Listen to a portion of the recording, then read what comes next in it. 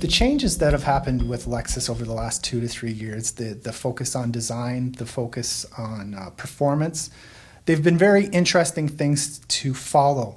But now with the RC coming out, the NX coming out, you're seeing this further progression of what Lexus established 2 years ago.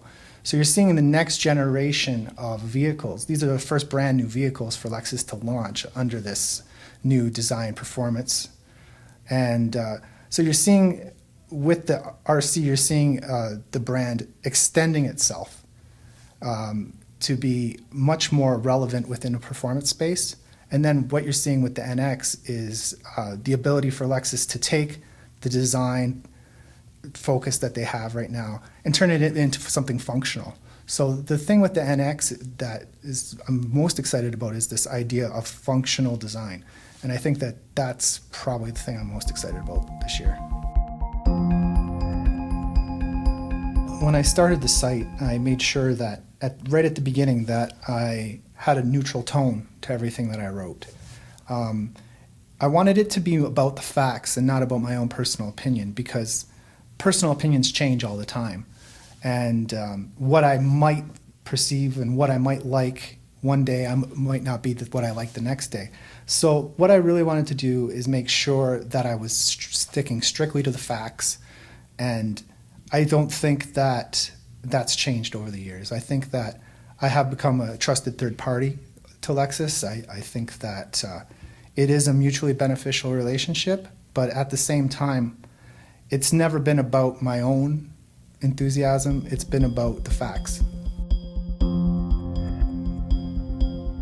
I actually have two favorite Lexus models. I'm a really big fan of the new GS. I have been since its introduction.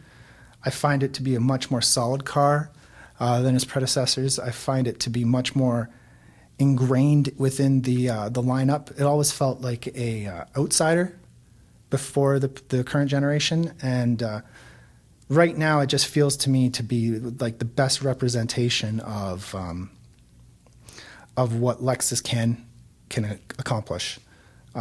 I've also really turned the corner on the new GX. I thought that it was there was a lot of untapped potential in this new second generation model, and this new updated version in 2014, I found it kind of chiseled away, and it's become a very attractive vehicle. And I'd say between those two, I would favor the GS, but those two if I had to answer.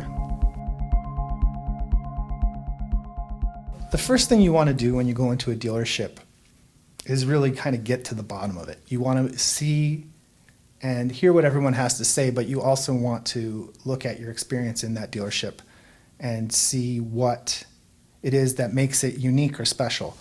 And in my experience, it's always been relatively easy to do that with a Lexus dealership. I find the people that work at Lexus dealerships are always generally very authentic.